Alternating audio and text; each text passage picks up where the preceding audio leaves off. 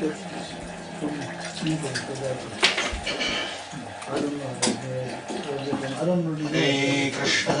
Krishna Krishna Krishna Hare Hare Hare Rama Ram Ram Hare Hare Hare Krishna Krishna Krishna Hare Hare Hare Rama Ram Ram Hare Hare Hare Krishna Krishna Krishna Hare Hare Hare Rama Ram Ram Hare Hare Hare Krishna Krishna Krishna Hare Hare Hare Rama Ram Ram Hare Hare Hare Krishna Krishna Krishna Hare Hare Hare Rama Ram Ram Hare Hare Hare Krishna Krishna Hare Hare Hare Rama Ram Ram Hare Hare Hare Krishna Krishna Hare Hare Hare Rama Ram Ram Hare Hare Hare Krishna Krishna Hare Hare Hare Rama Ram Ram Hare Hare Hare Krishna Krishna Hare Hare Hare Rama Ram Ram Hare Hare Hare Krishna Krishna Hare Hare Hare Rama Ram Ram Hare Hare Hare Krishna Krishna Hare Hare Hare Rama Ram Ram Hare Hare Hare Krishna Krishna Hare Hare Hare Rama Ram Ram Hare Hare Hare Krishna Krishna Hare Hare Hare Rama Ram Ram Hare Hare Hare Krishna Krishna Hare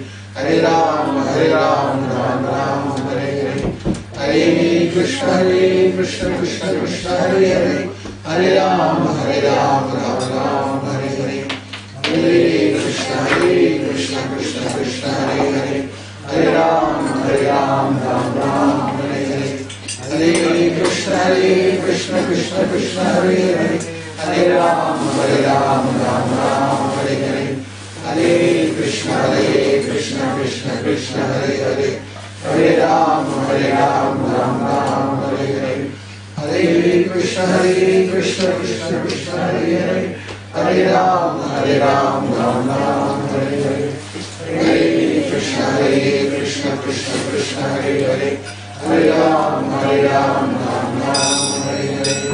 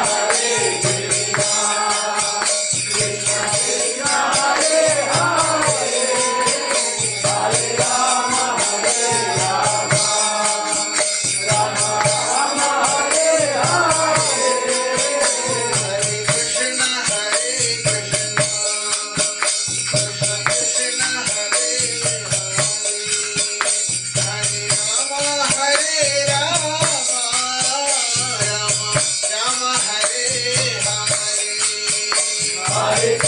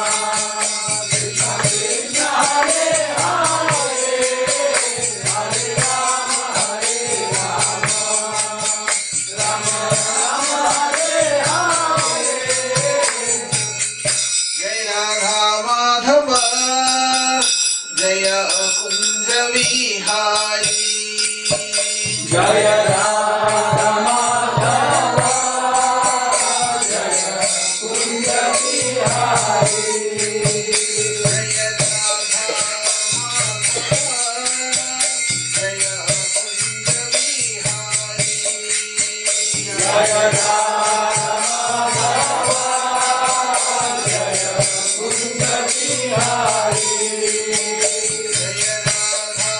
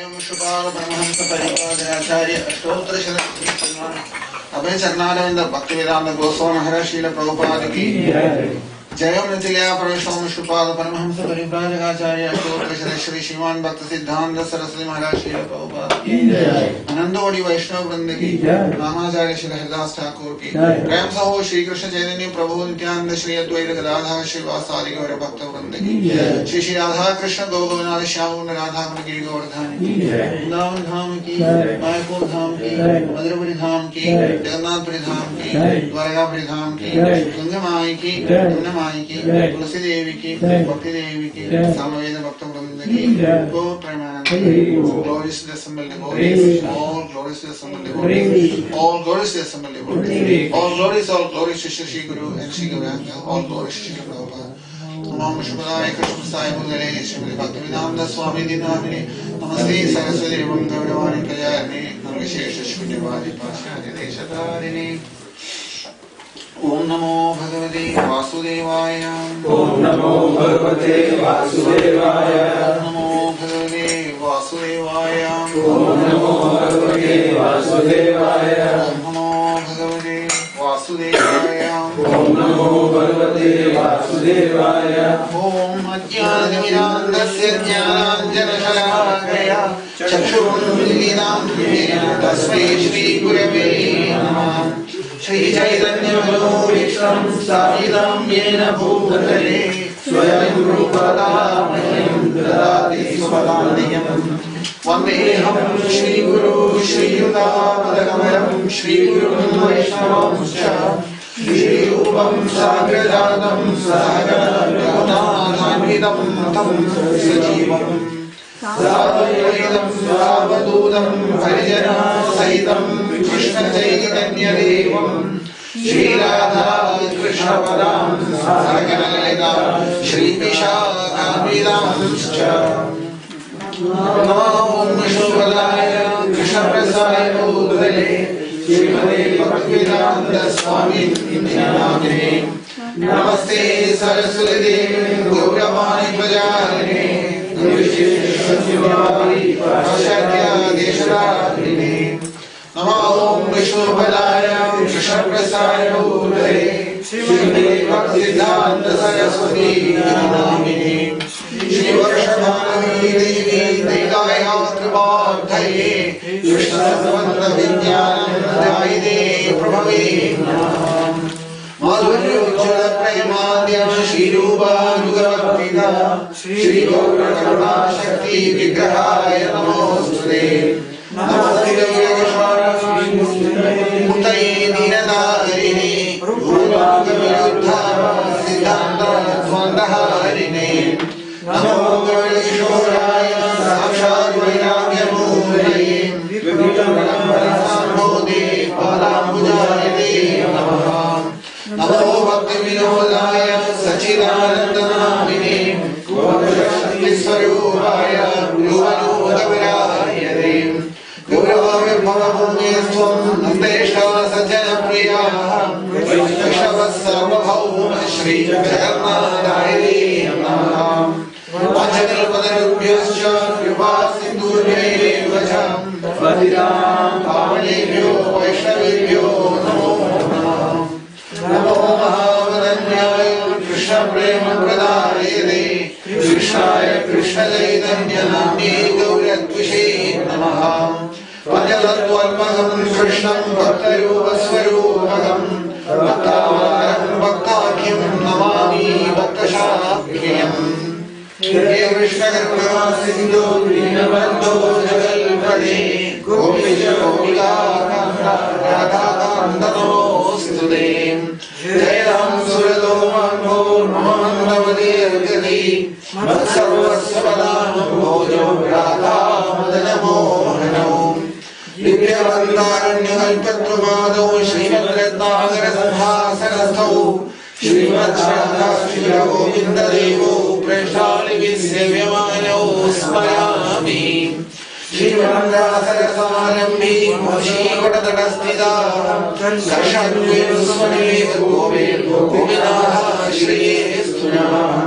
Tatakanjana Shubhanami Radhe Vrindavaneshwari Vishramanasute Devi Namami Hari Priye Krishna Chaitanya Prabhu Nityananda Shri Advaita Gadadhara Srivasadi Gaura Bhakta Vrinda Hare Krishna Krishna Krishna Krishna Hare Hare Hare Rama Rama Rama Hare Hare Hare Krishna Krishna Krishna Hare Hare Hare Rama Rama Rama Hare Hare Hare Krishna Krishna Krishna Hare Hare Hare Rama Rama Rama Hare Hare.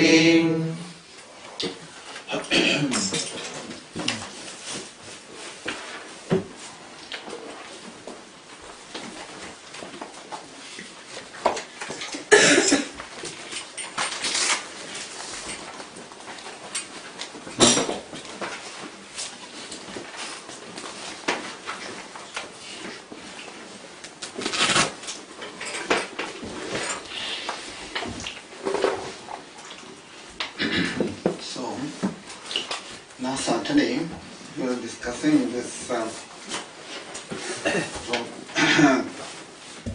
point that, like in the Srimad Bhagavatam it says, Dharmam ja Jnanam ja. That is how Srinada Maharshi instructed Prahlada in that way. Dharmam cha Jnanam cha. Dharmam and Jnanam both are necessary. Teja dharmam adharmam cha ubhe samyanudam gacha ubhe satyanute tektva yena tyajati tal tejaha. So Mahabharatam Shantiparvam says like this, that the teja dharmam adharmam cha, initially in our dealings with this world we have to take into account dharmam, adharmam, everything. But as far as spiritual knowledge and self-realization is concerned, dharmam is not the criteria. Dharmam is as far as vyavaharam is concerned, or dealings with the world is concerned. As far as the soul is concerned, which is independent of the body, the three modes of material nature, who is totally free from all bindings. That's all. As far as that is concerned, they are not affected. That is why it says, Anyatra dharma, anyatra dharma, adharma. Dharma, adharma in Kathopanishad, when Nachiketas goes to see Yamadharma Raja, this discussion happens there. So Nachiketas was so intelligent, he was only a young boy. He says to Yamadharma Raja like this, he says, Dharmam adharmam is there. I am not interested to hear about dharmam adharmam. Talk to me about that thing which is beyond dharmam and adharmam. Normally, we link dharmam adharmam with spiritual life, isn't it? Very strongly we consider, he follows all the religious principles, he does everything. But that is not the criteria itself. But that is necessary at the same time. This is the principle. Knowledge inside, dharmam outside. That is Bhagavata Dharma. Bhagavata Dharma is like that. Inside, an understanding, the knowledge of the soul and self-realization, that is priority here, inside. But if you can't bring that knowledge and disperse it in the world outside, then you will be in trouble. That knowledge should stay inside, and on that platform you have to stay always. But dealing with the world, you have to follow the rules of the world, whatever that is present at the particular time, in the place and all that. Time, place, circumstances, all this will apply to dharma is concerned. Soul is concerned, knowledge of the soul is concerned, time, place, circumstances doesn't apply. This is important thing. Because the soul, the knowledge of the soul, Atmajnanam, Brahmajnanam, Brahmavidya, what they call in the Bhagavad Gita, that Brahmavidya is above all these things. It's not affected by dharma. So that's why it says here. Then what is the purpose of Dharma Shastram? Like you know, all the smritis are written based on the dharma. There is Yajnavalkya Smriti, Manu Smriti, Acharya Swamiji wrote his Smriti also. The smritis on all issues. Why? Because access to the knowledge of the soul is very limited to people. They have found it very, very hard. So therefore, in order to bring people to that state, they executed this, they wrote down this Smriti. Based on the Smriti, people have to live the life in this world, and thereby they can make that progress on the path of dharma. So, in a particular stage, in a particular plane, you need that. You need dharma also. So, but only when one has lived that life, he can come to listen to talk, to hear about the science of the soul. Otherwise, it will not work. We can't mess around with the world outside and then think that everything will be fine because I'm only discussing the platform of the soul. They are linked in that way. So this particular verse, what we are looking at, this first verse in the Ishopanishad, is so important. What it says is, Ishavasam idam sarvam yat kinja jagatyam jagat. Don't, it says, that cover everything with Krishna. Ishavasam idam. Everything is Krishna in this world. Everywhere you find anything, it's all, put the carpet around that or the blanket on top of it, as the Krishna is present in that living entity or in that object in some form. But Ishavasam idam sarvam yat kincha jagatyam jagat. Jagat you can't mix with that. Jagat is covered with Krishna, but Jagat you have to deal in a different way. So, but he says here that everything when you experience this world, anything what we experience in this world, experience it as though it is Krishna's wealth or Krishna's property. Ishvara Swarupa. Ishvara Swarupa means that recognizing Krishna's presence in that, enjoy it. That's what it says. Yat kincha jagatyam jagat. Otherwise, you can't see that as separate from Krishna. So, as is Krishna's form, it should be engaged. In other words, indirectly, Upanishad is talking to us, saying to us that in everything, the hidden thing inside everything, matter or individuals or different species of life, birds, plants, and beasts, in everything, the Chit Swarupam, Chit Shakti, see that Chit Shakti inside. There is nothing else existing outside that Chit Shakti. From that Chit Shakti, everything has come. So, not to forget that. So that is why another name given to this world is Namarupam. Namarupam means name and form. So many names and forms in this world, isn't it? So when we deal with a particular name and form, we separate that from the truth. We separate that from the truth. What actually, when we interact with another person, what we are interacting with is actually the Swabhavam of that person. Two things in a person, one is his Swarupam and the other one is Swabhavam. Swarupam means his identity on the spiritual platform, who he is, what is his real identity, that is called Swarupam. And that Swarupam is common to everyone, it's the same thing. But what changes is Swabhavam. Swabhavam means his nature. We say like that, isn't it? The nature of a person. He is like this, he is very arrogant, we say. Sometimes or we say he is very kind. Or sometimes we say he is very magnanimous. And different things we use about people. That is his Swabhavam. It is not his Swarupam. Swarupam is same for everyone, which never changes. It's always the same. It is Swabhavam that is constantly changing. Swabhavam belongs to Prakriti, material nature. Swarupam belongs to Krishna. This is the difference. These two things together are mixed up. That means Swarupam and Swabhavam is mixed up together, and that's what we are. We are the mixture of these two things, Swarupam and Swabhavam. Swarupam is Purusha, Swabhavam is Prakriti. Swabhavam is Jagat. Swabhavam is Jagat. So that is why it says here that what is Jagat means, Jagat is, we always talk about Jagat, isn't it? We say it's like this, that Jagat, yat kinja jagatyam jagat. What is this Jagat? Jagat means, simply if you look at Jagat, what does it mean? It's nothing but raga dvesham, isn't it? I like something, I don't like something. Or I am happy with this, I am not happy with that. So raga dvesham. And this has, as soon as I interact with the world, it creates thoughts in me. Sometimes favorably, sometimes unfavorably. And that creates what is known as the mind. What is known as the mind. And that will produce the mind in me, and that is called Jagat. Jagat is nothing but the thoughts that's been created inside us due to the effect of the world outside. So that is why you will see if you look into that first verse in the Chatushloki Bhagavatam, there it says, Aham eva sameva agre nanyajat sadasalparam paschad aham yade racha yovashishveda sosmiham. It says, in the beginning, only the consciousness was there, awareness, which is Krishna, the bodham, our bodham state. That is, Krishna was present in the beginning. At the end, also, if you look, it's only Yovashishveda sosmiham. Krishna says only the awareness exists. It is only due to that awareness we are aware of other things. See how important that awareness is. We don't take notice of it very much, do we? We take notice of all the other less important things. But this awareness in a person, bodham, as it is called, is the most important thing, and that is a direct manifestation of Krishna within us. Krishna's direct manifestation within us is that awareness.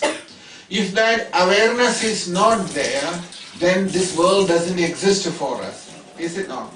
That is why Krishna says, in the beginning only the awareness existed. In the end also it's only the awareness that exists. In between, what happened?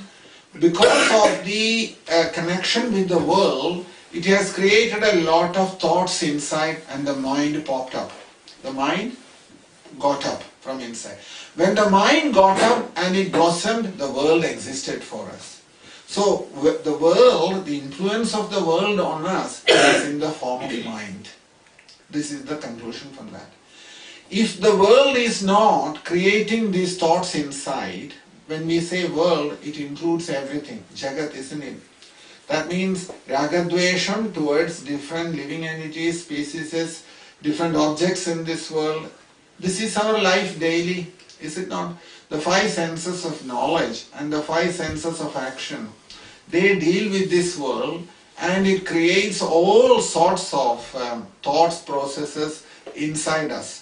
And that is what is called the mind. Different vigalpam. Vigalpam it is called. It creates vigalpam inside.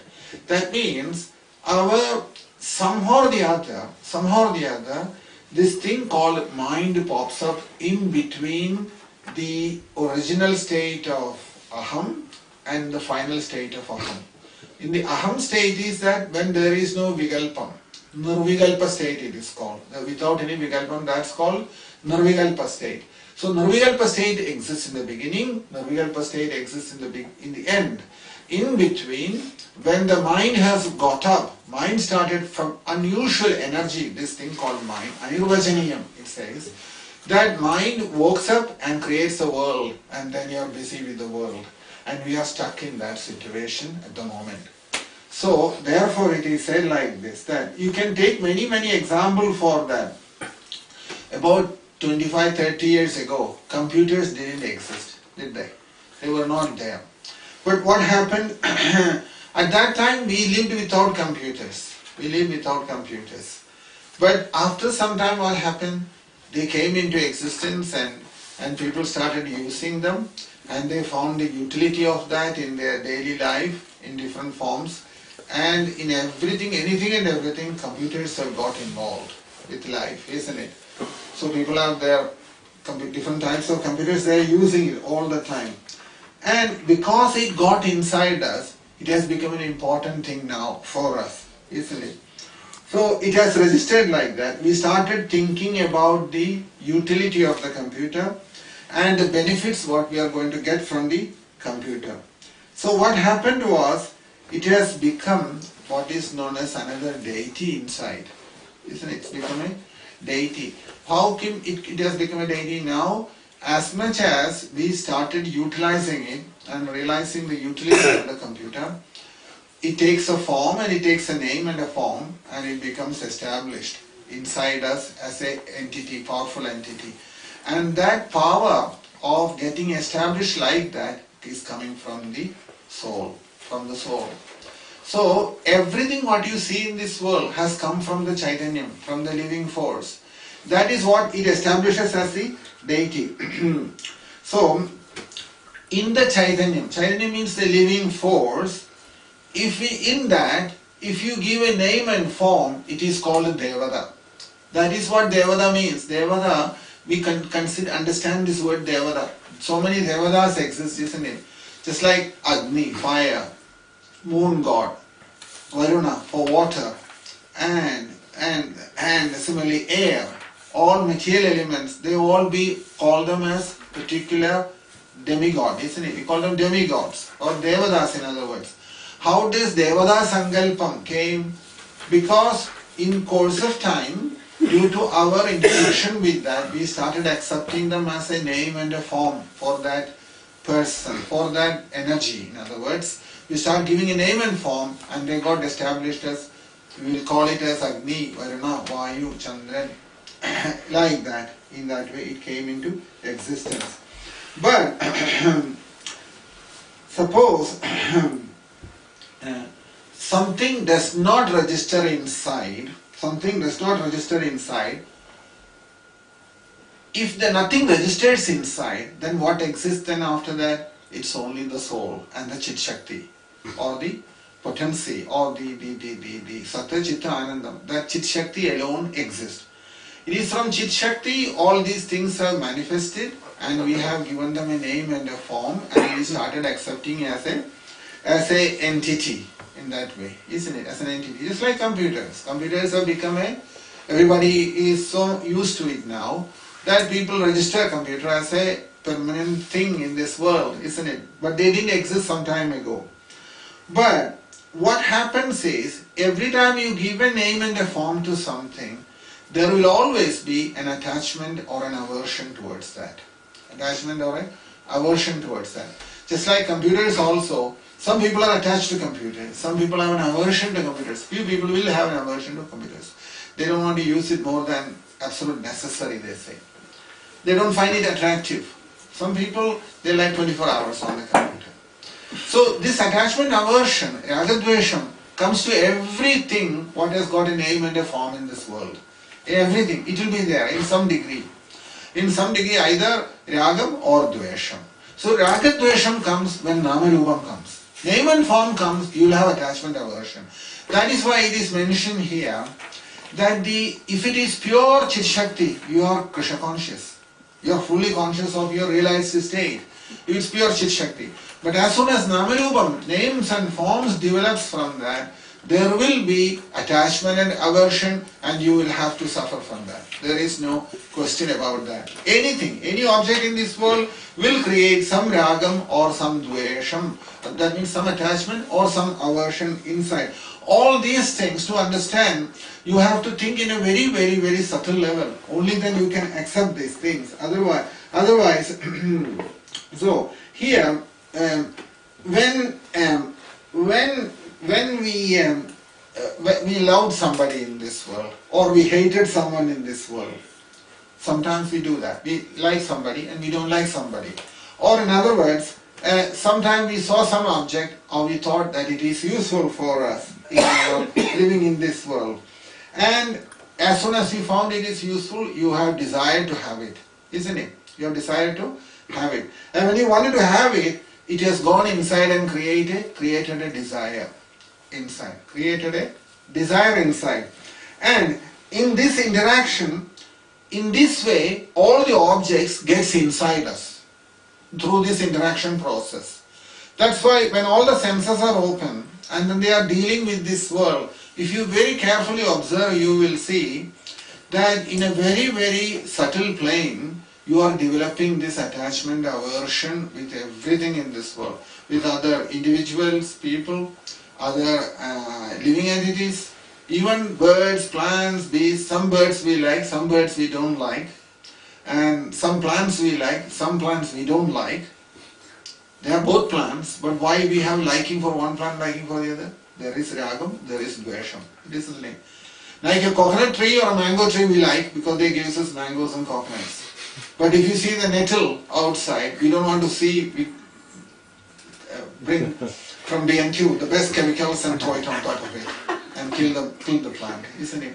Plant hasn't done anything to us, but already ragam has come inside or dvesham has come inside. This is quite true with everybody in this world, with every living entity. This happens. So this ragadvesham happens inside because there is a name and a form there existing, and it is through that this has happened. So that is why Krishna is saying here, so long as this ragadvesham is inside, it is not possible to see Krishna's presence in anything. Because when you start hating someone or when you start loving someone, ragadvesham has developed there. That is not. That is why Krishna says, cover everything with the Ishavasanidam Sarvam. Cover everything with Krishna. Let this ragadvesham not develop in a person. This is the most important thing. Krishna also says, isn't it? Ragadvesha vimuktestu vishayan indriyescharan. Isn't it? In the second chapter, if you look, you will see. Krishna says, Ragadvesha vimuktestu vishayan indriyescharan. That indriyam or senses start functioning when ragadvesham comes in a person. So that's why it is spoken so strongly about it. So if it happens like that when ragadvesham happens, what happens? At the same time, I am also thinking in two ways. Some thoughts comes about myself, in me. Some thoughts develops in me. One in the form of ahanda. Ahanda means I am. Ahanda and mamata. Me and mine. It's me because that is also takes birth at the same time. When ragadvesham happens, if you ask this question, that where is it happening? It's happening in me. Isn't it? I am present that time. Me, I am present there. And then, whether it is ragad or dvesham, basically attachment or aversion is happening to the false ego. Therefore, I have some attachment, mamata, mine. In that attachment stage is this ragadvesham developing. So, you can see Krishna's point there very clearly. Krishna says there that first thing is about myself, about me, and second thing is my relationship with other people or other things, whatever you like to call it, or other persons. So this is the same thing what we refer to as kartrutva bhoktrutva. In another plane it is kartrutva bhoktrutva. Kartrutva means I am present in that. Bhoktrutva means my sense gratification is affected by that. Isn't it? These are all very, for the Jnani and for Bhagavad Gita, these are the subtle things in the explained there, that if we don't notice, if you reflect these things strongly, you will see, you will become very watchful about yourself, about your own mind. That is the beauty of that kartrutva bhoktrutva. For example, how kartrutva bhoktrutva develops? Say, I sang very well, I spoke very well, or I feel pride inside. And this is how it starts coming in. It starts coming in. So, that means, where did this, or somebody who has cooked a nice feast, I have cooked that feast. That it's a subtle level, it starts attached to that. Ragadvesham is already developed there itself. So to come to a state when this doesn't exist, it's not easy. It's not easy. Krishna knows that. That is why when Krishna spoke in the second chapter of Bhagavad Gita, you know that Krishna spoke Bhagavad Gita second chapter and Krishna has finished Bhagavad Gita there. Second chapter tells everything what Krishna had to say to Arjuna. Then what did happen? Krishna says to Arjuna, Arjuna, I know you have not understood anything what I have said. Although the highest knowledge was spoken in the second chapter, Krishna says that from now on, that knowledge in the second chapter, how it brings for practical applications in life, day-to-day life, that is what is spoken in the remaining chapters. All the other chapters are referring to that. So, that's why he says here. So, suppose somebody has, one gets this thought that I have done this well, or and somebody praises you, or somebody comments on that, saying that you have done very well on this, or something like that. When it's spoken, immediately the ahanda and mamata develops, and you will think about it and you will enjoy it, hearing that, isn't it? Ahanda. So whatever I have liked in this world, any objects, what I have liked in this world, I have attachment there. I have attachment there. So this is what is called Jagat. Jagat is not all the objects. we won't give importance to the objects in this world. Sometimes we take it like that. Jagata means all this creation, isn't it? That's how we think about it. But actually, Jagata means the interaction of the world with us as the individual soul, and what impact it has created inside us. Ahanda, kartrutva, bhoktrutva. And this is the most difficult thing to get over in spiritual life. This kartrutva, bhoktrutva. Very, very difficult to get over that, to cross over this. And that is why all in second chapter, Krishna is talking about it repeatedly and stressing this point. It stays as a bottleneck in front of us. So, when we are quiet, it stays quietly inside. But as soon as you start transactions with this world, it will come inside us through the senses. It will come. And I start seeing the world, and the world gets inside and starts affecting us. Is there a world outside really? We think there is a world outside, isn't it? Remember I gave this example before, that the whole world is present because of the mind. When the mind wakes up, the world exists. If there is no mind, the world doesn't exist. That is why self-realized soul, jnanis, they will say, as far as they are concerned, world doesn't exist. They don't even certify the existence of the world. So, like one person, as I mentioned before, he went to a Mahatma and told him, why don't you come to America? He says, where is America? America is here, inside us. Now that person didn't understand what he was saying. America is 8,000 miles away. How could you say America is here? But then after hearing, thinking, reflecting on that, he understood the point. Point is this, America exists because my mind exists. If my mind is not existing, America doesn't exist for me. So it is a manifestation of the Jagat, the world. What we consider as a Jagat, this manifestation, its importance is for whom does it exist? That question comes. It exists for me because my mind exists. And when I don't have the mind, I don't have America existing. I don't have America existing for me. Or any country for that matter. So this is how the understanding, always going back to the source, from where has this developed inside. So, in order that, and once you start the Jagat, the world in its form, as you see now, and start recognizing every object with its different names and forms, Krishna says that is called Maya. That is called Maya. And it creates confusion, isn't it? All these different things in this creation, when they manifest in us, inside us, as soon as it is created this ragadvesham inside, then we have to accept Maya. We have no way of escaping from Maya. Whether it is president or prime minister or an ordinary person in the street, we are all subjected to that, isn't it? Just like you can see that how different countries get involved in the war, different countries get involved in all kinds of dealings in one way or the other, and there is always this impact of Maya there. Maya's powerful energy is.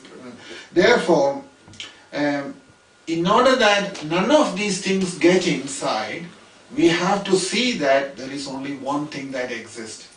There's only that's all one thing. We have to come to that platform, and that is the strength. When you start seeing that it is only one thing that exists everywhere, which is Atma, soul, present in everything, if you understand that, and if that realization comes, then this Namarupam will not disturb inside. Names and forms of different things will not start creating the mind inside. Therefore, and that is why Upanishad says like this, Brahmajit Brahmabhuvanam Brahmabhuta Parambaraha Brahmaham Brahmavad Shatruho Brahmamach Mitra Bhandavaha. So, everything here is Brahman only. Brahman, Brahman, Brahman. Upanishad keeps stressing this point. It is Brahman that is present everywhere. And that is one soul. The soul is that manifestation of the Brahman. There is nothing else outside that. Wherever the mind draws us, whatever it may be, and wherever the eyes go, wherever the ears go, wherever the smells go, wherever the taste go, skin goes, whatever, all the five senses, wherever it goes, Ultimately, it says there, yatra yatra manoyadi tatra tatra samadhayaha. Wherever the mind goes through all these senses, it's all samadhi state at that time. It's all samadhi for that person because those sense objects are not creating any wave inside. No wave is created inside. No ragadvesham is created inside. So wherever he goes, he is always in meditation. He is always in meditation. So while his eyes are open and while he is situated in this world, he knows Ishavasya Sarvam. He has covered everything with Ishvara, with Krishna. Ishavasya Sarvam. That verse in the Upanishad is so well known that such a higher level of realization, how did the sages reach to that state?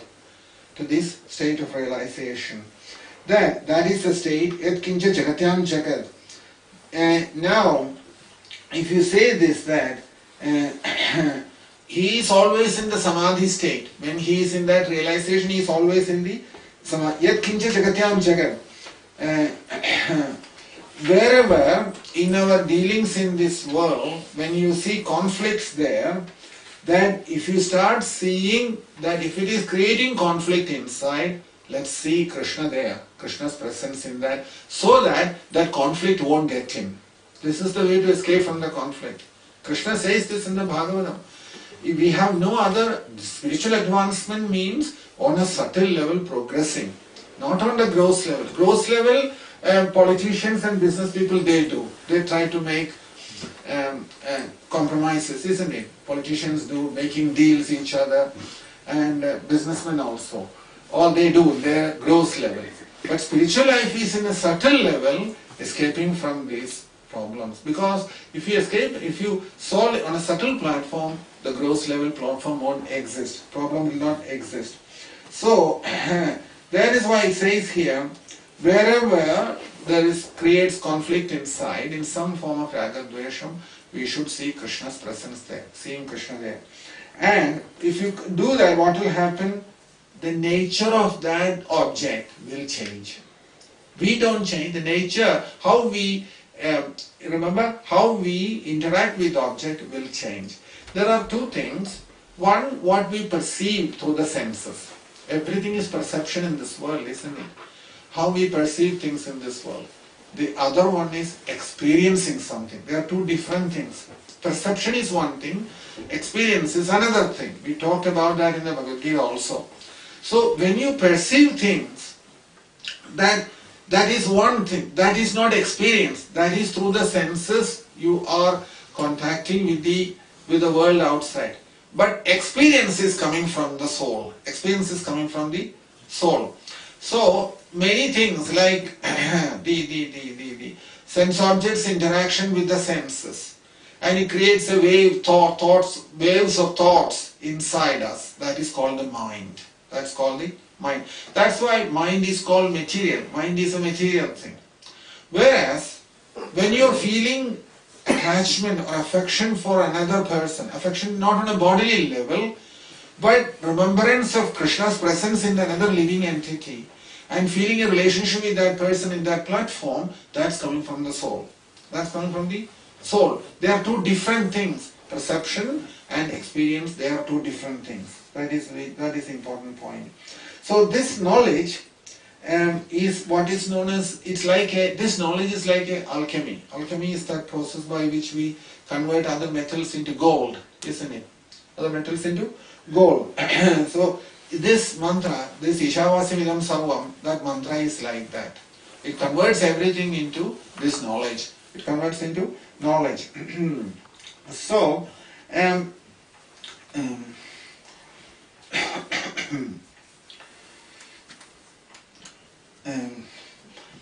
the why it is considered in this way is that the gold, it turns everything into gold. Alchemy is that process by which you turn everything into gold. Good thing or bad thing in this world, doesn't matter. Some things to which we have attachment, it turns that into gold through this knowledge. Similarly, anything with which we have aversion, whether it is people or with objects or whatever it is, that also gets purified and turns into gold through this process, through this knowledge of Ishavasya Sarvam. If we accept that wholeheartedly, Ishavasanyam Sarvam Yatkincha Jagatyam Jagat, then Krishna says that it will change inside. There will be no ragam, no dvesham inside. That is what that verse is telling us. Ishavasanyam Sarvam Yatkincha Jagatyam Jagat will help us to get out of raga dvesham from this world. That is the principle behind it. Nowadays everywhere there is gold shops, isn't it? In the past there were not so many gold shops. We had a lot of vegetable shops. But now vegetable shops are very few. There is so much gold shops, jewelers. Everywhere you look there is jewelers. Why? Because jewelry is so much in demand than vegetable now. So anyway. So removing that, that knowledge will completely purify our experiences inside. Anubhava Mandalam. Anubhava Mandalam means that plane of experience. That gets purified and that is pure. And in other words, it removes our ignorance from inside and some divine experiences it will reveal to us. So that's all it is. That's all it is. Just like a mother, when the mother plays with the child, sometimes just to entertain the child, mother will put a cover her head with a cloth or something and frighten the child just to play with the child. She will do something like that. And the child cries. Then the mother says, "Don't get frightened, it's me." Then the child feels happy. So similarly, when the fear goes away from the child, as soon as the mother says, "It's me," the child gets free from that fear. Similarly, this whole world is nothing but Maya's manifestation in different forms, in different qualities, good, bad, and right and wrong, and fearful and very soft, all these things. So that is why you will see when Maya Devi, Lalita Devi, she is referred to as Lalita Sahasranamam, there is a famous prayers towards her. There she is depicted in all these different forms. She is the personification of everything powerful. She is the personification of everything loving. She is the personification of every anger. She is the personification of all the emotions in this world. It is Maya's personification. It is. They are not ours. They have nothing to do with the soul. It is Maya that is creating this in us. According to the modes of nature, it will create that particular feeling inside. So Shantam, Sneham, Shringaram, Krodham, Ahangaram, false ego, everything it is her. So there is this commentary on Trishadi. Trishadi means that there are certain literature which are very confidentially written, in showing their confidentiality, very on a subtle level, on a higher plane. It is spoken. And this Lalita Sahasranamam is one of Shvedashvara Upanishad, Trishadi, Sahasranamam, 1000 names. They all have very deep-rooted meanings behind it. Because it has come from great personalities, obviously it has got a very high spiritual input in that. If you just take the book and read it, you won't understand what it is saying. Some names it will appear to us. But great acharyas have written commentaries on that. When you look into the commentary, you can appreciate the depth of that, those literature. They are called Trishadi. So, but the commentaries on these literature, when you read that also, you will find it that if it comes from the same personality who wrote the commentary on Bhagavad Gita and also on the Upanishads, Brahma Sutram, everything, it will come. Sarvakhalidam Brahma, everything is Brahman. Then, so, if you know the subtlety of the things in the whole world, of every object, then those things, what's creating the negative emotions inside, it will go. You see, it loses its negativity. Negativity means, just like, when one is very on a gross platform relating with the world, we have our likings and dislikings, isn't it? Some things we think is correct, something is wrong. And over a long period of time, it gets so strong inside us, we don't want to associate with some people, we want to associate with some people, this develops inside. That is called raga dvesham. So it says here that some point in time, we have to learn how to get that object out of our mind. Just like in the wartime you can see this.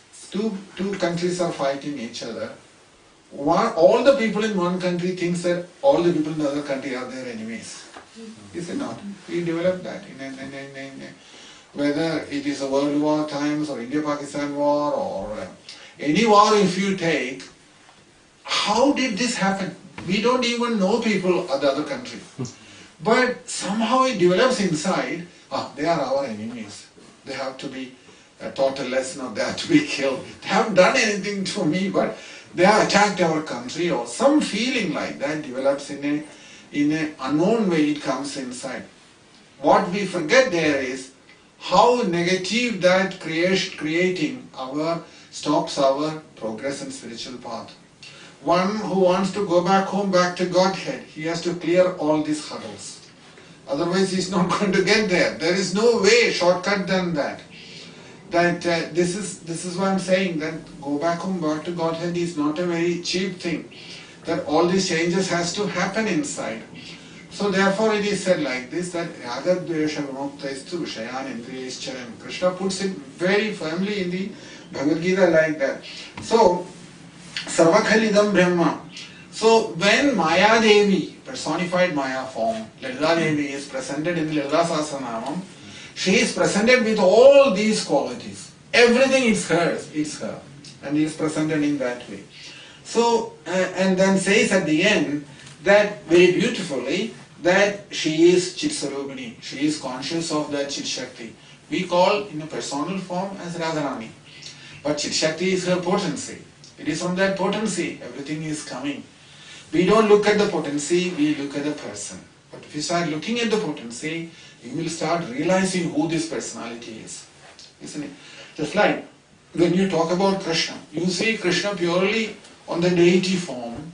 You don't understand who is Krishna, do we? We understand Krishna when Aham sarvasya prabhavo matta sarvam pravartade idimatva bhajandema buddha bhava samanyudaha.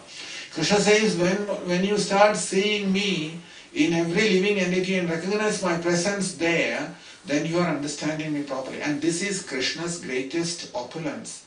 Not the Himalayas or the oceans or the seas. That presence in everyone. This is Krishna's greatest opulence. If you look into Bhagavad Gita, you will see there Krishna talking about that. After speaking all other opulences, Krishna says, my greatest opulence is this, that my presence in everyone. In everything, I am present. And if you come to that opulence of Krishna, then all other opulences are immediately understood. So similarly, if you understand the inherent secret in all of these things, then that negativity will not develop inside us. That negative emotions will not develop inside. It is Krishna who is present in the Indians, Krishna is present in the Pakistanis. It is Krishna who is present in the English, it is Krishna who is present in the Germans or French or Americans, anywhere you take. Everywhere it's only Krishna who is present in that. If we see it like that, then negative emotions will not develop inside.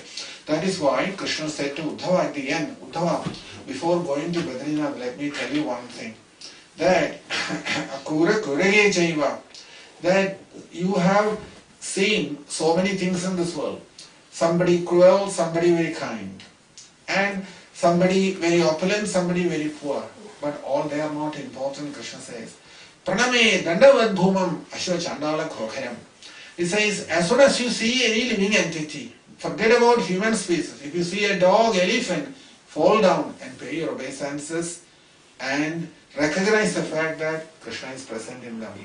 Praname dandavad bhumam ashwa chandala khokharam.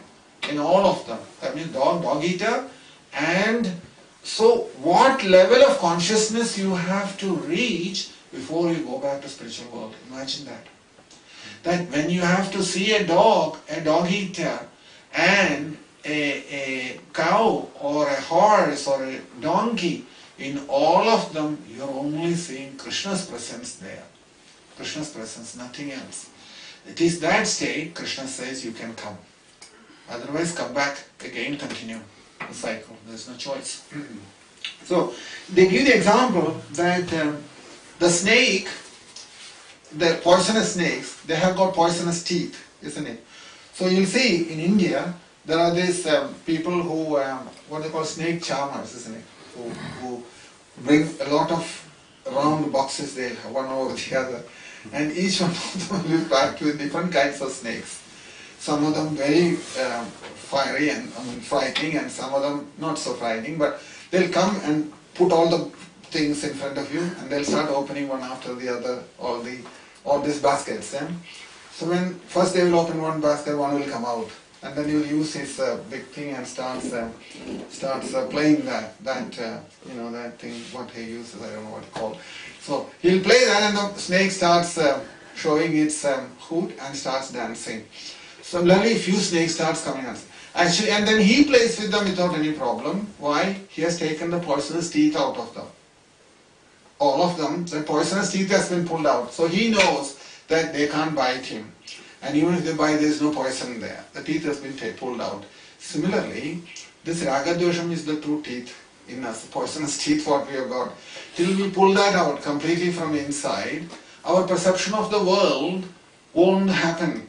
Our perception of the world won't change. It will remain as it is. So, similarly, Krishna says here, then you will see that there is nothing wrong with this world.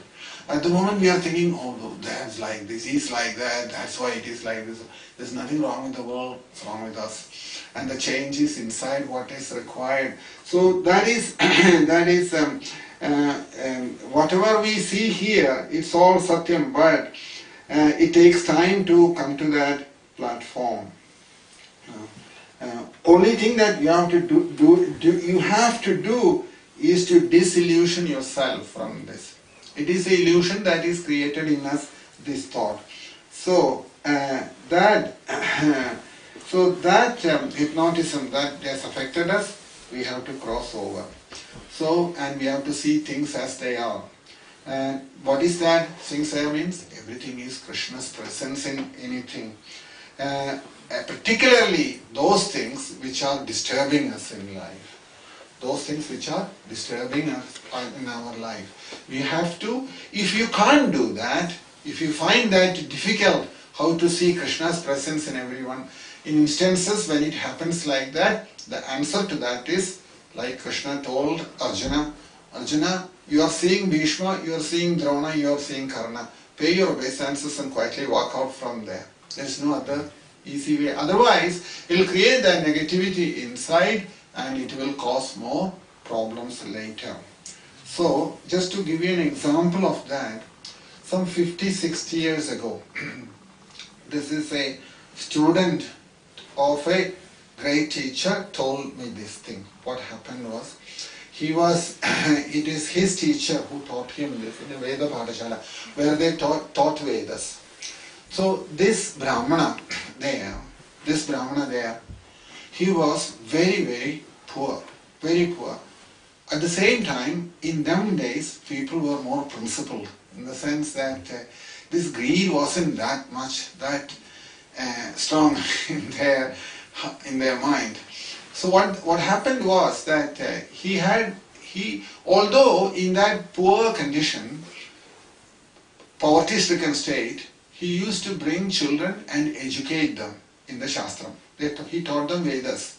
It was a Veda Padashala. Veda Padashala means school where they taught children the Vedas. So he was teaching them Vedas, and in spite of the fact that he didn't have much money, capacity, whatever little he had, with that he used to manage everything. Added to that, he had another problem. His wife was a little bit in a disturbed state of mind, quite often, disturbed state of mind. So he used to teach these children, and children used to feel a lot of respect for him. Why? Seeing his tolerance and patience in life. Never got upset with any of the children. No, in spite of that poverty in life, never spoken once about it to anybody. And in spite of the fact that there were some opportunities to make money, he never took it. You see, here there is one important point. There are two things in the Vedic tradition. One is called Brahmana. Brahmana means he will never accept a priesthood. This is the first thing. People in the West, I don't know how this misconception has come. If you say you are a Brahmana, you don't accept priesthood. Priesthood is a class of people among the Brahmanas. We are talking about proper Brahmana. The class of people among the Brahmanas who have fallen down, they are called the priests. Nowadays you will see everyone advertising, I am a Hindu priest, I am a Hindu priest. And this is a very unfortunate thing that they have misunderstood it that way. Whoever has, they thought priesthood is a very respectable profession or respectable position. No, it is not. Because priesthood means you are accepting money from the public for your livelihood. You don't accept priesthood, you get respect for your austerities, for your knowledge of the self-realization. All this comes with the Brahminical qualities. Priest is not supposed to have any of these qualities. Priest is there only to perform your rituals or to pacify you in your problems in life. He has to come and do whatever he has to do and you pay for it. That's your duty, dakshina. With that it's over. The business is over. With that you're finished. So as soon as someone says he is a priest, you have to accept that he has accepted this lower occupation. It's a lower occupation. That means he could not sustain his Brahminical qualities. That's what it means. He could not retain it properly, so he has accepted this lower occupation of a priest. So, priesthood is, they will generally, most of them won't go for priesthood. Brahmana, proper Brahmana, won't go for the priesthood. This is the culture. It is very clear about that. Right from Kashmir to Kanyakumari, this is the principle. It doesn't change. So, they will not accept in return something because they have that strength inside that the noble side of life, for others' benefit, they live in this world. That they are able to help others in the spiritual side, and their own life is the message to others, seeing that austerity in life and the penances, and even in that poverty state to uphold higher values, which is impossible, isn't it? Right now, first thing what we ask is, what's the salary? Isn't it? After that we'll discuss the rest of the thing. But then they never had to discuss salary. Salary was not an issue for them. So, this particular personality, he worshipped Sri Parvati. Sri Parvati's devotee he was. Sri Vidya Upasakas they are called. Kamashi she worshipped. So one day, as I said before, that his wife was a little bit disturbed state. Quite often she used to get disturbed. He was teaching the children. This is the person who was present there told me this is what happened. He said, he was teaching the children. And there were 10 or 12 children sitting there and he was teaching them the Vedas. At that time, his wife, something happened to her. From the kitchen she took a very large knife and came to him to hit her with a knife. Hit her with a knife she came. And all the children in the classroom, they got frightened the way she came with the knife in the hand. And when they came, she said, he was so cool, absolutely in a very, very cool mood. What did he do? He sat there and looked at her, paid her obeisances and told her that Ashtau Bhujangim Mahishasya Mardinim Sashanga Jakram Shirashuladharinim Tam Divya Yogim Sahajada Vedasim Durgam Sadam Sharanamaham Prabhadyem. He is seeing her, Durga Devi's manifestation. He is not seeing her as his own wife. And this is the prayer verse he has recited. Saying this particular verse, he paid his obeisances to her. As soon as he paid her obeisances, she went back with the big knife. It was a huge big knife. You know, they have different size of knives. For cutting the coconut, you have a big one. It was one of that she had. She had such a knife with her. And if you had with that something done, then you could be gone from this world. But when he recited this, the students who were present there, they were saying later about that. We don't know about Krishna, but we know what is God by seeing that quality. Why? Because in him, at that particular moment in time, he did not think of her as though she has come to kill him, or did not even look at her with any kind of krodham, anger, or kamam, lust, or anything, no ill feelings at all, simply saw in her the manifestation of Sri Parvati there. Durga Devi's manifestation he saw, and he paid her obeisances. This is exactly what Prahlada did to Hiranyakashipu. You may wonder how come we talk about Hiranyakashipu a lot, isn't it? Hiranyakashipu is like this, Kamsa is like that, Ravana is like that. We think, we do all sorts of things with them. We get a lot of pleasure from that, firing them and killing and talking about them. But when Prahlada saw, it says in the Srimad Bhagavatam that Hiranyakashipu could not do anything to Prahlada. Why? Because Prahlada was seeing in Hiranyakashipu not as Hiranyakashipu's vasanas. What we are seeing is the vasanas in a person, isn't it? When you don't like somebody, when you have to deal with someone, you're always behind your mind thinking about how is he going to react now to what I've said, or what is he going to do now, the next thing. So what we are seeing is his vasanas inside. When we don't see the vasanas in a person, and we only see Krishna's presence in that person, then this whole relationship changes between, like it happened between Hiranyakashipu and Prahlada. Prahlada is not seeing any wickedness in Hiranyakashipu. Any wickedness in Hiranyakashipu. So when we start seeing like that in others also, then it is not Jagat anymore. Yat kinja jagatyam Jagat. It is not Jagat anymore. Jagat is when there is Ragadvesham. When there is no Ragadvesham, no attachment aversion, it is not Jagat anymore. It has come out of that. It has become Brahman. That is the change what has happened inside. Yat kinja jagatyam Jagat. Tenakttvena bunjida ma ghrida kasya siddhanam. That is the next two lines there.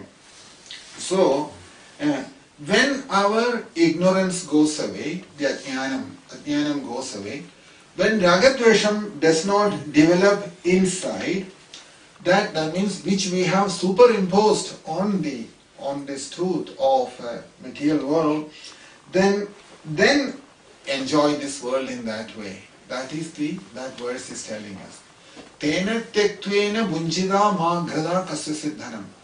So if our vision or interaction with this world is with this Ishavasya idam sarvam, then it is easy to, you have given up the ragadvesham. Tena tektvena bunjida. You can enjoy that world according to the prarabdham, what it brings to us. That is allowed. According to prarabdham, what it brings allowed. So, all that intuition has gone. In that situation, what you are experiencing is only your prarabdha karma. Prarabdha karma is what you are experiencing. So, and nothing can happen. So long as you are living in this world, everything will come and go. But so many things you will come, receive it, so many things you will lose it. But whatever comes and goes, you will see there the presence of Krishna in there.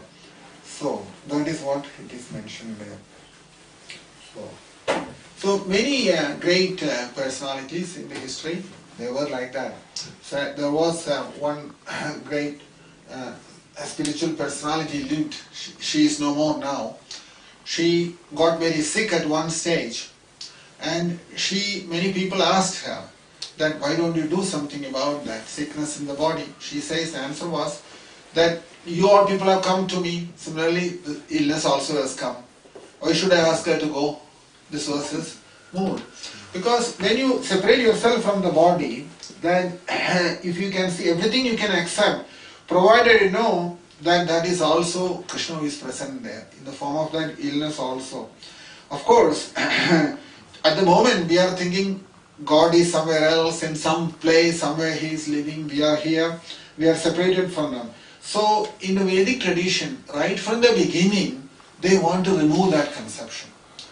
That is the difference between the Vedic way of thinking and in other religious processes. All the religions we say that after death we'll go there, we will see, meet with Him somewhere in another planet or another, in Golokam, Vaikuntham or Kailasam or whatever it is, or heavens or whatever, whichever religious process it is. Vedas are saying, no, it's not like that, right now here.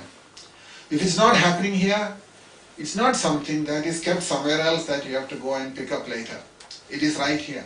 And that is why it is in order to get that kind of thinking, training inside us, that in Vedic tradition, we are trying like this, that everything connected with Krishna somehow or the other. Otherwise it won't happen. Suppose we tell you, here I can do what I want, I live the life what I like. After death what will happen, I'll see at that time. If we develop that attitude in life, we will never have that purity while leaving this world. Therefore, in the Vedic system, it's always right now, here itself, we have to connect with Krishna in all our activities in life, in everything, while eating, while sleeping, while walking, while doing any other activity, while even breathing. So, what they have done is, in Vedic system, what they have done is, while eating, they have this Brahmarpanam, a process, Brahmarpanam, Brahmahavim, Brahmagno, Brahmanahudam. What am I eating for? To fulfill the desire of Vaishwanara inside. Krishna is present inside, he is asking for food. Aham Vaishwanara bhuktva praninam deham ashridaham. Bhagavad Gita verse. So while eating, that is the concept. That Vaishwanara energy inside, Krishna who is present, he wants food. So I have to provide food for him. You are connected with Krishna that way. Similarly, anything else, while bathing in the water, it is holy, it is Krishna's water, Gangadevi, present there. I have to be careful that recognizing this in everything in life. When you do that, you are actually getting connected with Krishna all the time, in some form or the other. Therefore, Upanishad says here, Aham ja Brahma, Annam ja Brahma, Bhokta ja Brahma, everything is Brahman. I am Brahman. And Annam, food is Brahman. And the enjoyer is also Brahman. And Annam Brahman, Bhokta Brahman. Bhokta Bhogyam Preridadi Chavatva. Bhoktam Travidam Brahmanevad. This is the purpose behind it. So, in order to come all these things practically in life, a lot of meditation is required, isn't it? A lot of meditation is required, and continuous meditation, and that is called sadhana. This is the sadhana. Sadhana is not that I have chanted a lot of mantra, read a lot of books, and then rest of the time I did what I feel is right. But that is not sadhana. Proper sadhana is that when one accepts all these things within ourselves and we develop a life pattern centered around this principle, Krishna calls that as a sadhana. 24 hours, 365 days. That is why in Jnanam process, unlike in the Bhakti process or in the Karma Margam, in Jnanam process, there is no particular sadhana as such. There is no this is the sadhana. This connecting everything with Krishna at all stages in some form or the other. That is the sadhana. If you look into Srimad Bhagavatam, you will see this. Sukadeva Goswami, in the second canto, it says, if you look in the first chapter, in the Srimad Bhagavatam, you will see there an interesting verse, how this connection is such an important thing. He says there that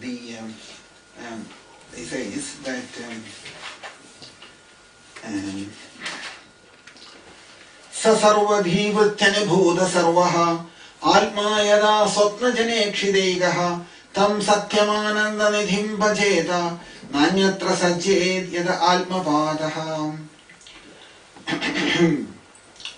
What he says, Alma yada swapna jane kshidegaha, that in swapnam, in the dream state, you create different bodies, isn't it?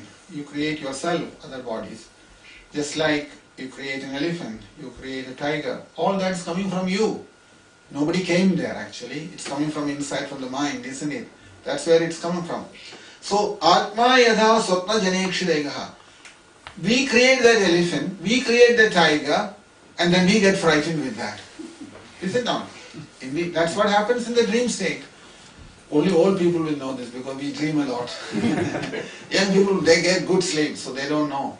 But when you're old, you will know this. That most of the time we are in a, and then we wake up and start thinking, what was I dreaming about?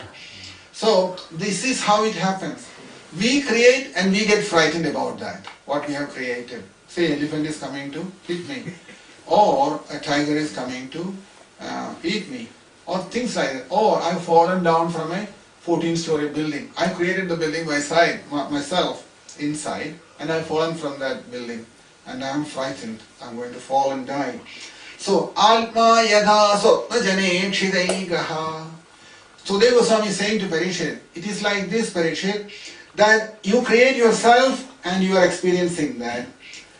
But if you understand this, tam satyamananda nidhim bhajeda nanyatra sajjedida alpavadaha, that inside this subtle body, all activities, what is happening through this subtle body, all activities, who is experiencing inside this? That Antaryami. Antaryami means the Krishna's presence inside as the Super Soul. Super Soul is present there, but it is from the Super Soul Jiva has come. You remember that example? Dvai Subarna Saija Sakhaya, two birds sitting on the tree. Originally there was only one bird. When it wanted to experience the world, one bird again came out from that other bird. From the original bird, another bird came out. That original bird is sitting there and observing everything. Original bird doesn't want to get involved in anything. The second bird, which has got, it goes down, each branch starts eating different fruits. Every time it eats a fruit, one fruit is, when it bites, it's very bitter. So it changes its color a little bit. It becomes a little dark. When it eats a tasty, sweet fruit, it feels happy. This is us Krishna is talking about. So these two birds on the tree keeps moving from one branch to one bird is sitting there, another bird is looking this way, that way. When it eats a bitter fruit, it looks back into the other bird, and that is called the way Dva Subarna Saija Sakhaya. We live inside this body with Antaryami, with Krishna inside. We live like this.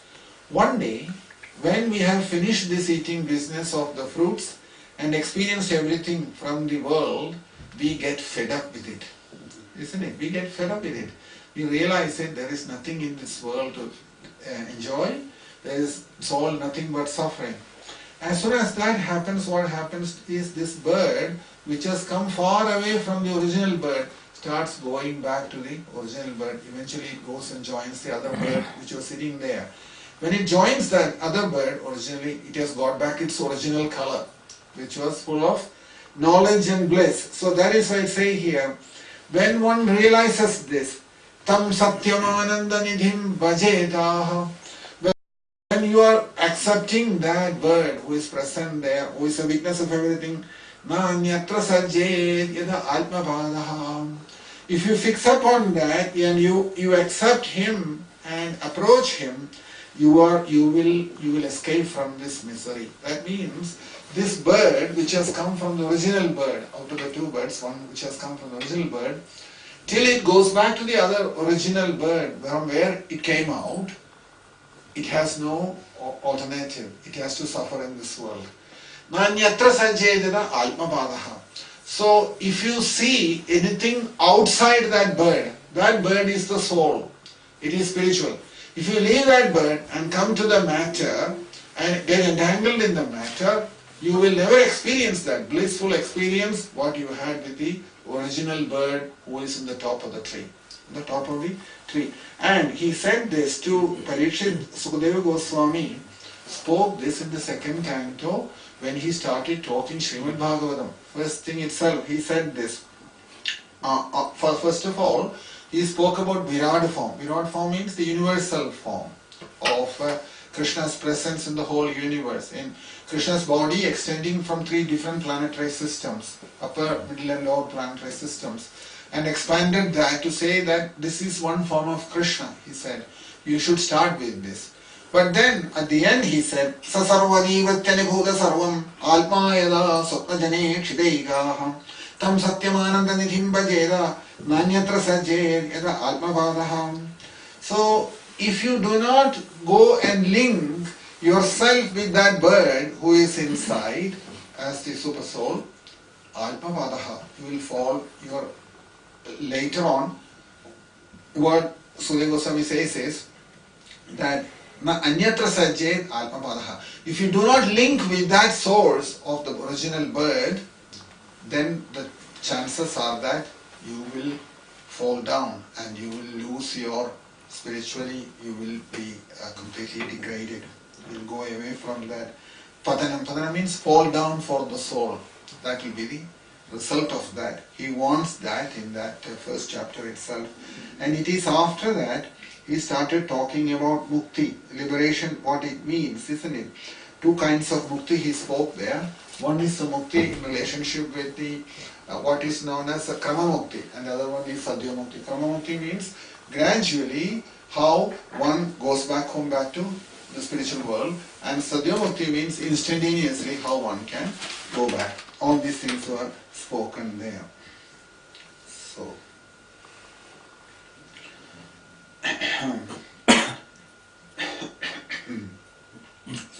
na anyatra sajjeda alpamadaha. The moment we lose that realization that it is the soul that alone exists, and we will fall. Why will fall? Because as soon as you lose your connection with the soul, parichedam has happened. Parichedam means different experiences of different entities in this world. The spiritual identity is lost and we have fallen into that state. So, in the commentary it says here, like that the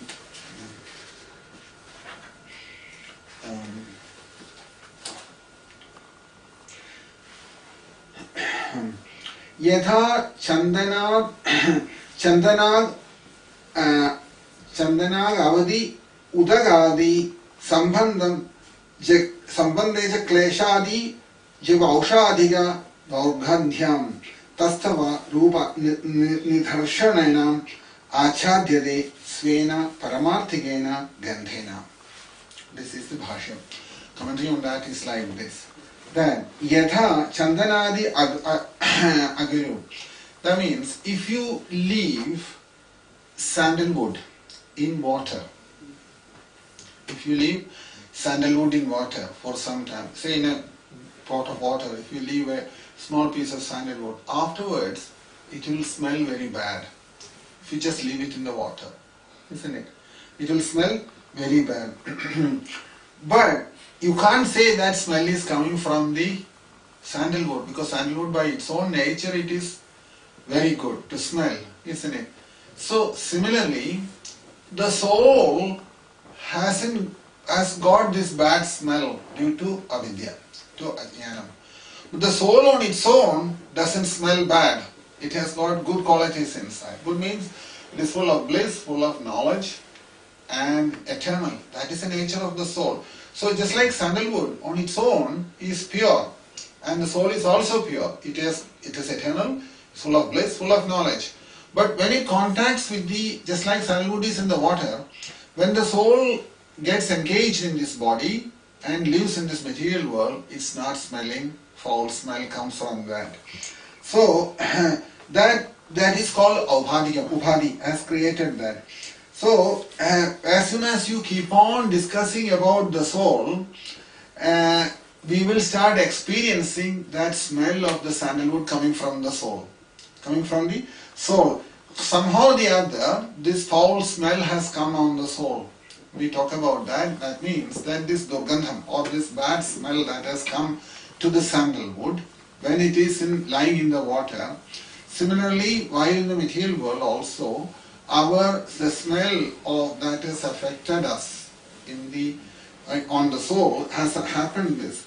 So as soon as you keep hearing about your Swarupam means your identity as the soul, this will go away. This bad smell that we have accumulated will go away. That's why it says here, Taddevahi Swalpam Anyadhyastvam Swabhavigam Kartrutva Bhotrutvaadi Lakshanam Jagadvaida Rupam Jagatyam Prithivyam Jagatyam iti Uvalakshanatham Anvasam Evena Nama Rupa Karmakhyam Vigarajat Paramartha Satyatma Bhavaneya Vyaktam Syad. Says Kartrutva Bhoktrutva. That means I am the doer, I am the enjoyer. Ragam, Dvesham, attachment and aversion, Namam, Rupam, names and form. This is what Jagata means. This world means. Paramartha Bhavanaya Tektvam, that by knowing the truth behind it, what is the truth? Truth means the soul. Paramartha Bhavanaya Tektam, and everything, knowing that everything is Paramartha Swarupam, and knowing that you have to give up all these things. Which one? The Kartrutva Bhoktrutvam, Raga Dvesham, Nama Rupa. All these things should be given up. Given up means, that's what it means. Everything, how do we remove it? This is the important question, isn't it? To start with, they give this example that how to give up this attachment, aversion to other people. So, just like a child, when the child sees the mother, if the child sees the mother as the supreme truth, as the absolute truth, in other words, Ishvara, if his child is able to see like that, then this form, you have given up the concept of mother there. You are not mother anymore. You are seeing her as the, seeing the mother as the Lord. A husband has to see the wife in that way. Wife has to see the husband in that way. That's the only way. Whether it is children, whether it is wife, or anybody, in all this relationship, selfishness is gone, attachment is gone, and that falsity also goes away. Falsity also goes away. So, in seeing this divinity in everything, that this is what Krishna says here, that this science, and in order to bring that into practical life, there are so many confidential techniques applied for that. They are confidential in the sense that the knowledge is spoken in the Upanishads. The knowledge is already spoken in the Upanishads.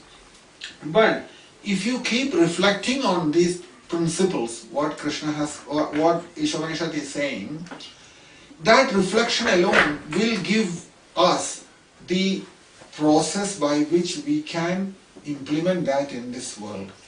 It is like this, it's compared to just like, when you start bicycle, once you start learning how to ride the bike, in the beginning, isn't it? In the beginning. So in the beginning, what do they have? You can read the book, how to ride the bike. But ultimately what happens, you sit on a bike and you have to ride. You will fall a few times. But ultimately there is something in us which tells us how to balance ourselves. That's not something nobody can explain to you, isn't it? Okay, you sit on the bike and you start riding, you'll fall. But after a while, what is that thing that gives you that feeling of how to become stable in riding the bike? That comes from within, isn't it? It's not somebody who can teach you that. Nobody can teach you that, isn't it? So it has to come like this, it has to happen, in other words, that cycle training is a perfect example for that. Similarly, all this what Upanishads are talking about, we ourselves have to take it on board and start using it in regular life.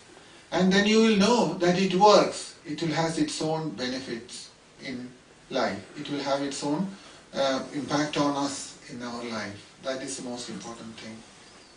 So that's the way it is spoken here. That the initially you will fall, and but people who is teaching you how to ride the bike, they'll still say, carry on, try again. A few times you try, eventually you get it, isn't it? Eventually you'll get it. So just like that, all these Upanishads instructions are like that. You can't ask all the time, how can it be, how can we do that? You take the knowledge and within yourself you apply that in every situation and see how it changes our way of thinking, our way of life. But you have to find the balance in you. Balance is already there, but some techniques, by some techniques we get that balance in the bike, isn't it? In the same way. Swimming is also like that, is it not? Swimming is also like that. We have the body as a natural power to float, isn't it? As a natural power. But till we get it, we get frightened of the water, we go underneath the water, But it is natural to us to recognize it, and till we own it, and we will sink, isn't it? Till we own it, we will sink in the water.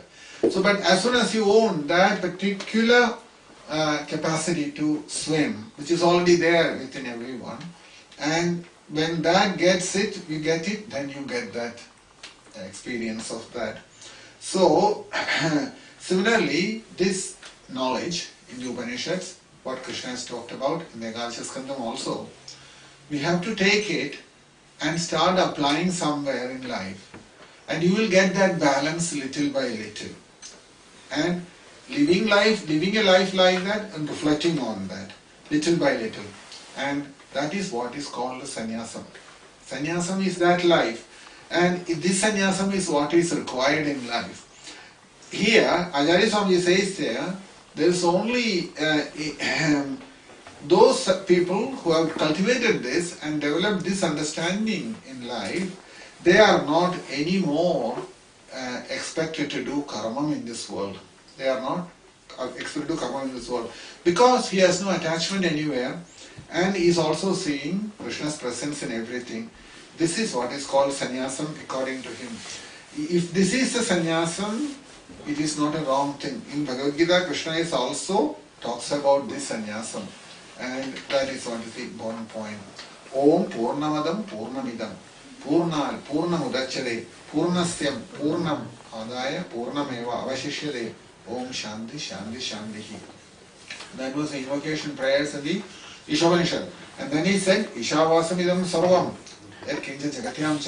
These two verses, Purnamadam, we spoke about that, and we also spoke about this Ishavasamidam Sarvam. All that, what is centered around these two verses, is the essence of this Ishopanishad. The Ishavasamidam Sarvam. Idam Sarvam Ishwarena Achadaniyam. That means everything in this world, cover that with Krishna. Cover that with Krishna. Everything should be seen as Krishna's manifestations. Seeing itself is a wrong thing to say, because when you say seeing means seeing with the senses, isn't it? But what is expected here is, there are two things. When you are seeing something, there is a process called seeing, isn't it? You are seeing, and there is a process of seeing also. So, alokyade iti lokaha. So, you see, world, the definition of the world is lokam, isn't it? Lokam means alokyade iti lokaha. When you are seeing something, what you see, that is the world for us, isn't it? Alokyade iti lokaha. So, what Upanishad is saying, what you see is this world, but how you should live in this world. That is what Upanishad is talking about. Upanishad is not saying to us that everything what you see is this world. That's not what Upanishad is saying to us. While living in this world, when you are seeing with the senses, how you should live here. That's what it is talking about. And that means that seeing Krishna's presence in everything, you have to give up the concept of the presence of the Jagat, the world here. Pretty subtle understanding that the soul from whom all these things have come, everything has come from the soul. Mind has come from the soul, intelligence has come from the soul, senses have come from the soul, the gross body has come from the soul, and all the objects in this world have come from the soul.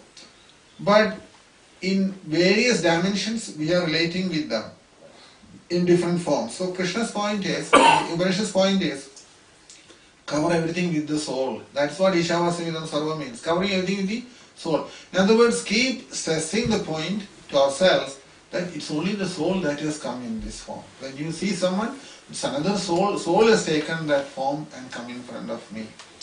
So first one has to begin that with the close personalities. It's a very important point, and this particular mantra is mainly meant for the sannyasis.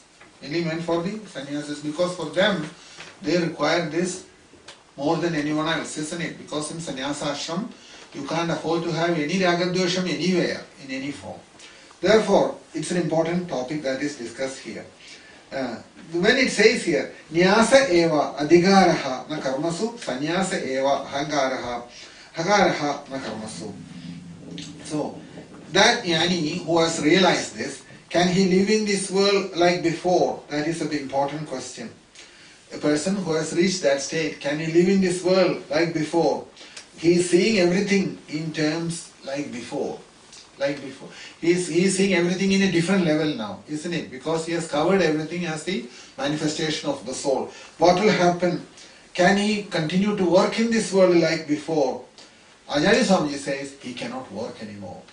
He cannot work anymore. It is not possible. Because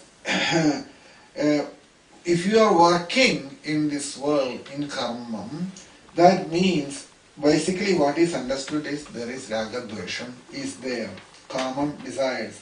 Kamam is an important part of the karma, isn't it? If you remember Kunti Devi's prayers, what did Kunti Devi say to Krishna? Bhavesmin klishyamananam avidya kama karmabhi. Kunti Devi says there that Bhavesmin klishyamananam avidya. Avidya or ignorance in us. How does it, this ignorance is a very subtle thing. We say somebody is ignorant. It means to say that, oh, he doesn't know how to behave or he doesn't act properly. That's what it generally means, isn't it? But avidya in spiritual sense means something deeper than that.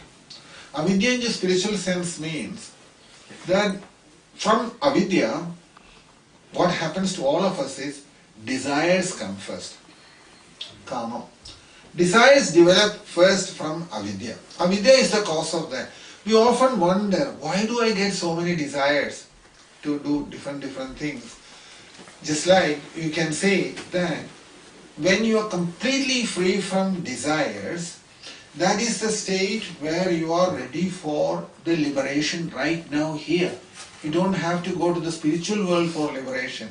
This is a misconception in us. Liberation is right here when the whole desires have gone away from inside. And all desires have come from vasanas, from previous vasana, from previous lifetime. Just like I'm now speaking here from Ishopanishad. And to speak and to talk to others about this, where did this come from? Sometime in some birth in previous life, I must have got that desire in me. I must have developed some desire in me that I want to do this. That has fructified now and it started like this. This is how it has happened. So Krishna says to Arjuna there that vasana belam, the power of the vasana is such that it will bring you one after the other all the desires in front of you. And if you start fulfilling those desires, you can't escape from that desire, but while executing that particular desire, fulfilling that desire, the consciousness has to change in a person. That's what Krishna did to Arjuna also, isn't it? He says to him that that avidya karma karmabhi, isn't it? Avidya, from ignorance is that desire has come. No doubt about that. Now, while doing this, for example, as I'm just giving my own example, that if I have this desire to speak like this to others, that means I have cultivated this desire some point in time before in my life. That's why it has come about now, like this. Now, if I do this without any expectations in life, without hoping for name or fame or making a big noise and sound in this world, just allow that to get through, then that desire will get killed and go. That is how the desires will go. You see, so many desires we get. Some desires, you can stop it by intelligence and by control of the mind. But some desires, you can't change. It has to live through. You have to live through that and exhaust it. But when you exhaust those desires, the mood inside has to be that don't expect anything from that action, whatever you are performing to fulfill that desire. Not expecting anything, number one, and not expecting either materially some wealth or name or fame, or these are the normal things associated with activities in this world. Without expecting anything, if you do it, If you go through it, then that desire will come to a dead stop. It will not stay back again. In this way, if all desires are exhausted, Krishna is saying, right in this body, right here, you are liberated. Liberation is not something which is kept later on for somewhere else. That is a concept that we use it to encourage people to come to spiritual life.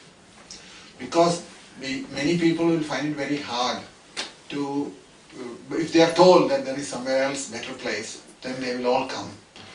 So get everybody on board and then tell the truth to them. There's no other way. If you tell them initially all these things, they'll find it very hard, isn't it? That's why the Bhagavatam, Krishna is a little bit more straight about that. Bandho mukta iti vyakya gunato me na vastuda gunasya maya mulatva name moksho na bandhanam. Krishna finished it there itself in one verse. He says there is no thing called bandham, there is no thing called moksha. Basically, it's all right here, right now where you are. In this world, right now, while in this body, if you have exhausted all your desires, whether it is good desire or bad desire, neither should be there. If you look into Bhagavatam, there is one instance, this comes about. Bhogena Bhavam Kushalena, if you look Srinarada Prahlad Maharaj, after Narasimhamurti appeared, if you remember the conversation between Narasimhamurti and Prahlada, if you look into that conversation, you will see there. Narasimhamurti says to Prahlada, Prahlada says, I don't want any boons, he said. But if you insist that I should ask for a boon, you should give me a boon in such a way that I will not ask any boon. That should be the boon, he says. So Narasimhamurti says, that I can give you, but there is some vasanas there still left, desires inside. So live in this world and through enjoying, experiencing this life in this world, exhaust your desires for sense enjoyment. Bhogena punyam. That through sense enjoyment, exhaust all of them. And what else? Any sinful activities or any pabhavasana is inside, experience that distress and exhaust them also. Both. So when all your pious activities, sinful activities is completely wiped out, then you are liberated. Then you don't have to go anywhere for liberation. Liberation is not a packaged thing like in the Sainsbury shop, kept there. It's happened inside here. That's where it has to happen. So that's why it is said, if you study the Bhagavad Gita and Bhagavatam carefully, you will notice this. Krishna is stressing this point. Right now it has to happen. I've done so many things in this world and I'm expecting that one day the plane will come for me. I will be an illusion. It's a great mistake to think like that somebody is going to take me somewhere else. So that is why avidya, kamam, karmam. Three things are connected. From avidya, from ignorance comes kamam, desires. And from kamam, when desires comes, I immediately start karmam. Karmabhi, action must follow. So if one has freed himself from all desires, for him there will be no karma. That is the logic. There is no karma for him to perform anything, because even if something happening, it's not karma anymore. It's happening through him. It is not binding him anymore. That is the point that is made here. So, in other words, basically what it's pointing out is, if you want to function in this world with karma, you need ignorance. You see that logic? We may be thinking, see, it's a very interesting thing actually to discuss this karma and avidya. From avidya only karma comes. We are going to office every morning. Why? We go to office every morning because it's avidya. From spiritual point of view, it is avidya actually inside us.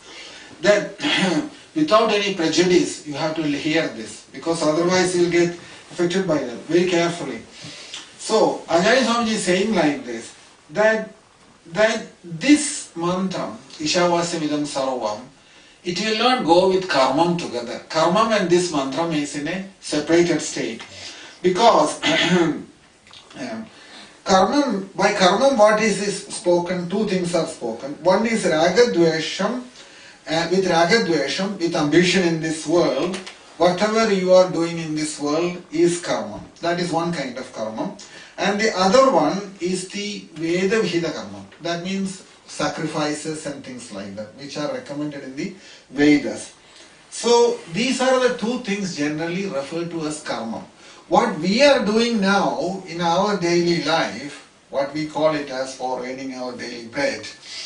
So this karma is nothing but, what is it? This karma what we are doing is, mostly it is vikarma, isn't it? Mostly it is vikarma. It's not even in the category of karma. Karma, when you refer to, it has to be in accordance with the Vedic system.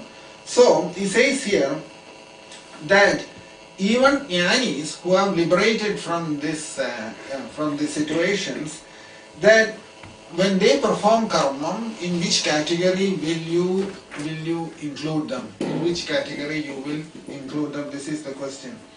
So their body is also active, and they also seems to active. But vidusham kriyamana karmam akarmaiva. The liberated souls, jnanis, when they execute karma, it's not karma anymore because it's akarmam. He spoke about that in that chapter. When you are in the realized state, if you are still doing karma in this world, it's not karma, it's akarmam. That is how that karmam, akarmam, vikarmam in Bhagavad Gita we talked about it, isn't it? So that's an important thing. So, so such a person, Isha Vasavidam Sarva, Et Kincha Jagatyam Jagat. So, Jagat, the whole Jagat, he has to see as Krishna's manifestations. Krishna's manifestations. So, this Ishavasim Idam Sarvam is actually the essence of Srimad Bhagavatam. Very much the Srimad Bhagavatam. Because Bhagavata Dharmam is talking about this. You see, today we are seeing the world as individuals, different persons, and everywhere different. So, similarly, if you are in a family, you see you are the husband or somebody's wife and then the children, and you expect that if the husband says something, he expects the child and the children and the wife to listen to it, and things like that. So there is a little abhimanam, there is a pride in that.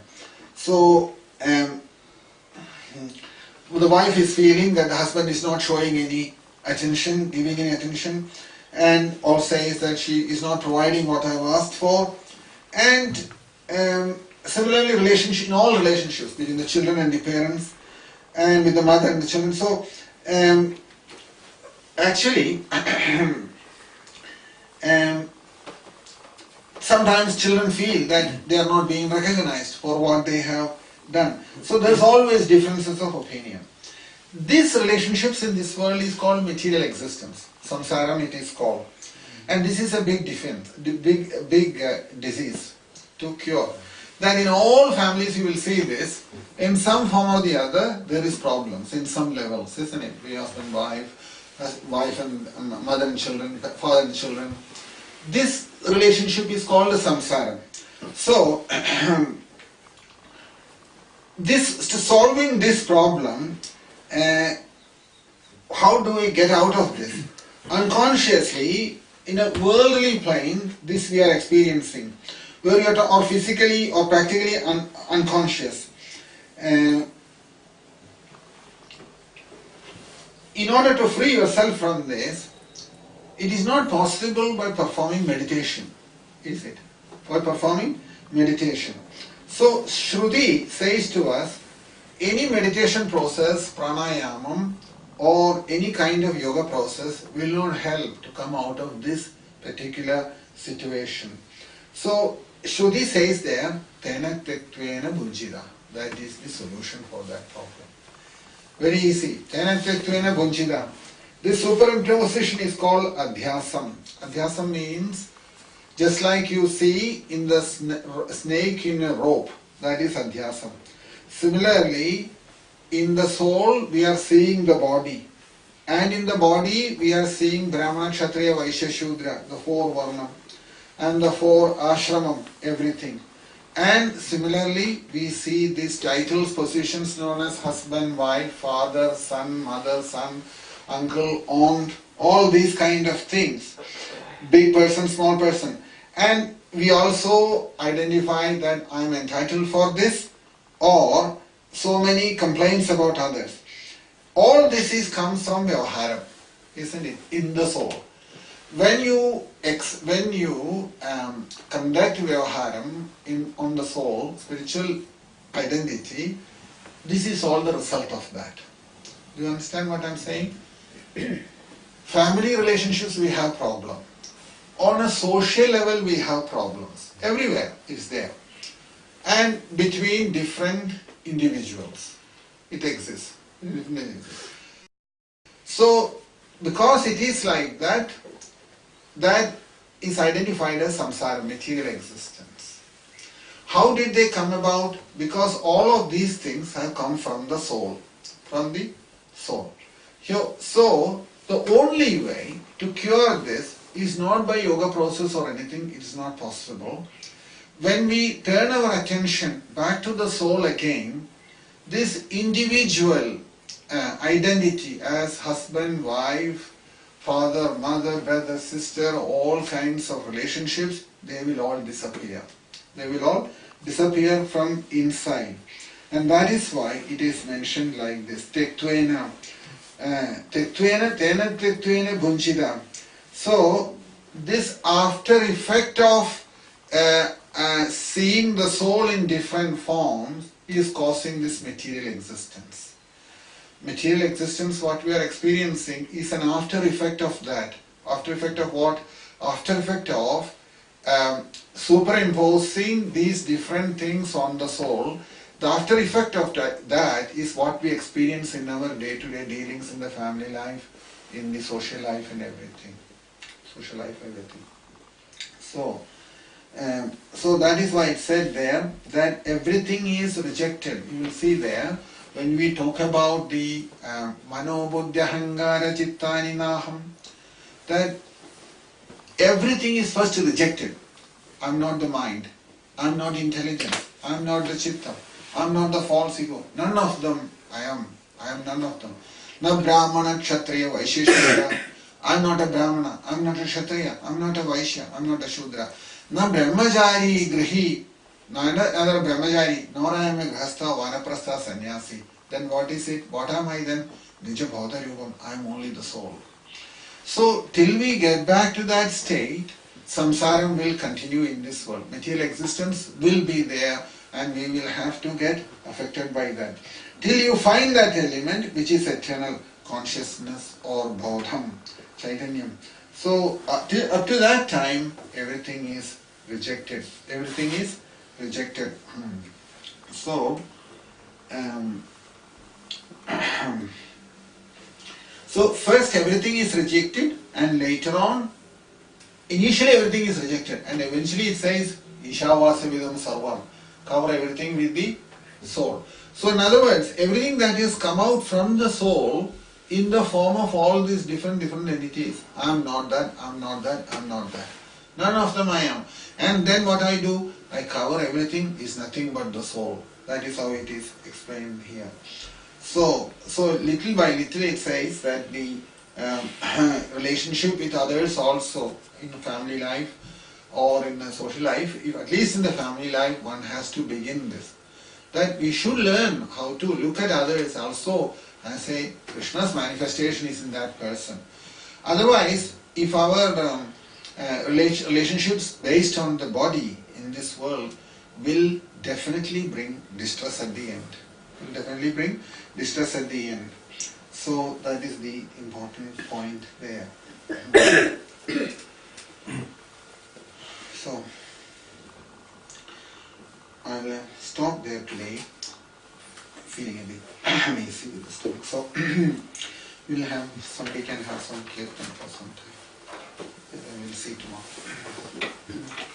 All glory to Shri Prabhupada. Prabhu ki, Shri Prabhupada ki.